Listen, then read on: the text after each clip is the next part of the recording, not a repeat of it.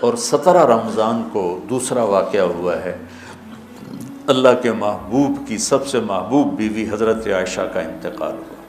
حضرت معاویہ رضی اللہ تعالیٰ عنہ کے دور میں حضرت عائشہ رضی اللہ تعالیٰ عنہ کا انتقال ہوا، جو آپ کی سب سے محبوب بیوی تھی، اور اس حد تک کہ کہا یا اللہ ھذا قسمی فیما املک فلا تؤاخذنی فیما تملک ولا املک۔ اللہ اکبر، یا اللہ میں نے بیویوں میں برابری کی ہے، پر میرا عائشہ سے پیار زیادہ ہے، اس پر میری پکڑ نہ فرمانا۔ سبحان اللہ، ہمیں زندگی گزارنے کا طریقہ سمجھائے۔ چونکہ حضرت عائشہ چھوٹی تھیں تو ان سے دوڑ لگا رہے ہیں۔ حضرت ام سلمہ کے ساتھ دوڑ نہیں لگائی، حضرت سودا کے ساتھ دوڑ نہیں لگائی، جوہریہ کے ساتھ، صفیہ کے ساتھ، ام حبیبہ کے ساتھ، زینب کے ساتھ دوڑ نہیں، چونکہ ان کو لاڈ کروائے، لاڈ، چھوٹی عمر کی رعایت کی، لاڈ کروائے۔ آؤ عائشہ دوڑ لگائیں، یہ حضرت عائشہ نے نہیں کہا دوڑ لگائیں، اللہ کے نبی نے کہا عائشہ آؤ دوڑ لگائیں۔ اور ایک دفعہ نہیں، 2 دفعہ سوڈانی مسجد میں تماشا کر رہے تھے، آؤ عائشہ تمہیں تماشا دکھاؤں۔ اور دوبارہ حبشی آئے تو پھر اماں جی نے کہا کہ میں دیکھنا چاہتا ہوں۔ اتنی دیر دیکھا کہ اللہ کے نبی تھک گئے، کھڑے ہو تھک گئے، وہ ایسے پاؤں پر زور ڈال کر پاؤں بدل رہے تھے۔ آٹا گوندھ کے دیتے تھے شروع میں، جو کہ حضرت عائشہ کو آٹا گوندھنا نہیں آتا تھا، پھر پاس بیٹھ کر 1-2 نوالے منہ میں ڈال دیتے تھے۔ اب آپ جو فارغ ہو کے جا رہے ہو، کوئی سال لگاؤ گے، کوئی کسی کی شادی ہوگی، تو یہ میری ایک نصیحت ہے کہ اچھے خامند بن کے دکھاؤ۔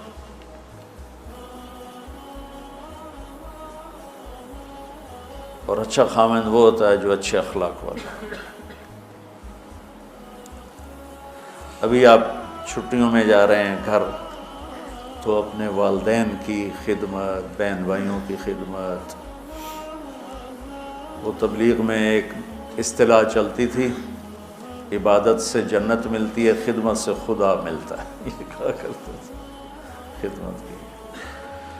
تو حضرت عائشہ رضی اللہ تعالیٰ عنہ کا انتقال ہوا 17 رمضان المبارک، اللہ کے محبوب کی سب سے محبوب بیوی، پہلی اور آخری خاتون جن کے سینے پر سر رکھے ہوئے کسی نبی نے جان دی، وہ وہی نبیوں کے سردار، مات فی سحری و نحری، کہ یہاں میرے نبی کا سر تھا، اور آپ ان کو آسرا دے کے اس طرح بیٹھی ہوئی تھی، اور آپ تھوڑا سا یوں نیم دراز تھے اس حالت میں، اور یہاں سر رکھے ہوئے حضرت عائشہ کے سینے پر نبی نے جان دی، یہ کائنات کی واحد خاتون ہے جس کے سینے پر سر رکھے ہوئے نبی نے جان دی۔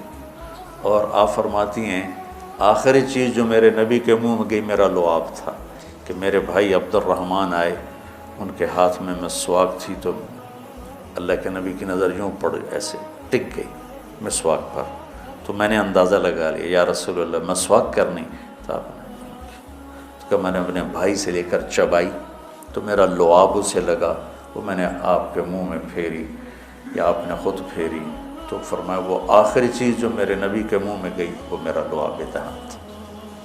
اور واحد خاتون ہے جن کا حجرہ کسی نبی کی قبر بنا، حضرت عائشہ کا گھر ہی آپ کے لیے آخری آرام کا بنا۔ اور کائنات کی 2 عظیم ہستیاں ابو بکر اور عمر، ایک دفعہ مسجد میں داخل ہوئے تو آپ کے ابو بکر عمر دائیں بائیں تھے، تو آپ نے ایسے دونوں کے ہاتھ پکڑ لیے، کہا ہمیں دیکھ رہے ہو؟ کہا جی۔ آپ نے کہا ھذا نحشر یوم القیامہ، قیامت کے دن میں اسی طرح اٹھایا جاؤں گا کہ ادھر میرے ابو بکر ہوگا اور ادھر میرے عمر ہوگا۔ تو ام عائشہ وہ واحد خاتون ہیں جن کا گھر میرے نبی کی آخری آرام گاہ بنا، جہاں 70,000 فرشتے صبح آتے ہیں، شام تک درود پڑھتے ہیں، وہ چلے جاتے ہیں، شام کو 70,000 آتے ہیں، صبح تک درود پڑھتے ہیں۔ یہ واحد خاتون ہیں جن کے ساتھ آپ لیٹے ہوتے تھے تو وحی آتی تھی، کسی اور بیوی کے ساتھ آپ لیٹے ہوتے تھے تو وحی نہیں آتی تھی، ام عائشہ کے ساتھ لیٹے ہوتے تھے تو وحی آتی تھی۔ آپ کی برکت سے تیمم ملا۔ حضرت یوسف علیہ السلام پر تہمت لگی، گناہ کی، زلیخا نے لگائی تو ایک بچے نے گواہی دی۔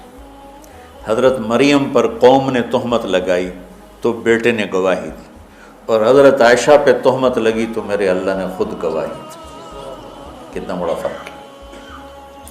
شہد شاہد من اہلہا ان کان قمیصہ قد من قبل فصدقته من الکاذبین وان کان قمیصہ قد من دبر فکذبته من الصادقین۔ یہ تو آ گئی گواہی بچے کی، شہد شاہد من اہلہا۔ اور قال انی عبد اللہ آتانی الکتاب وجعلنی نبیا وجعلنی مبارکا، یہ حضرت مریم کی گواہی۔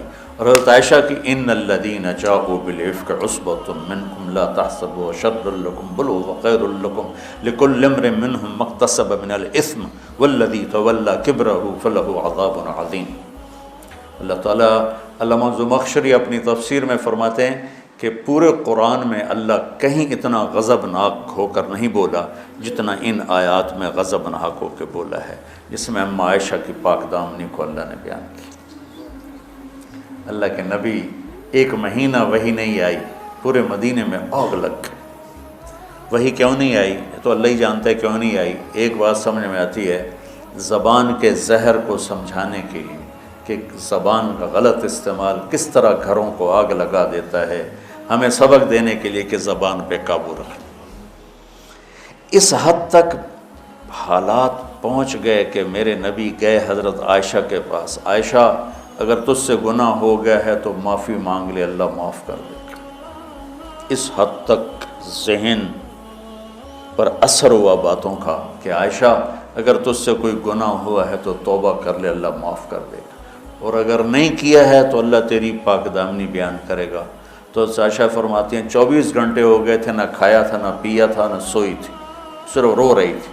تو ایک دم میرے آنسو خشک ہوئے، میں اٹھ کے بیٹھ گئی۔ میں نے کہا ابا جان میری صفائی پیش کرو۔ ابو بکر وہ ایسے کانپ رہے تھے کہ بیٹی میں تو کچھ نہیں کہہ سکتی۔ اماں جان ام روما میری صفائی پیش کرو۔ وہ بھی کہنے لگے بیٹی میں تو کچھ نہیں کہہ سکتی۔ تو کہ میں نے ایک دم چمک کے کہا سچ بولوں گی تو کوئی مانے گا نہیں، جھوٹ بولوں تو اپنے آپ کو برا کہوں، بس میں وہ کہتی ہوں جو یوسف کے باپ نے کہا تھا، حضرت یعقوب۔ کہنے کہ مجھے غم میں حضرت یوسف کے والد کا نام ہی بھول گیا۔ میں نے کہا اقول کما قال ابو یوسف فصبر جمیل واللہ المستعان ولا ما تصفون۔ کہنے کہ یہ کہہ کر میں لیٹ گئی دوبارہ، اور مجھے نہیں پتا تھا کہ میرے بارے میں قرآن آئے گا۔ مجھے یہ تھا کہ اللہ کا نبی کو خواب دیکھ لیں گے یا جبریل آ کے کہہ دیں گے یہ قصہ غلط ہے، لیکن وہ تو قرآن۔ جب وہی اتری ایک دم تو ابوبکر اور ام رومان ایسے کانپنے لگے، چہرے زرد ہو کر، مرنے والے ہو کے، کہ پتہ نہیں ہماری بیٹی کے حق میں ہے یا خلاف ہے۔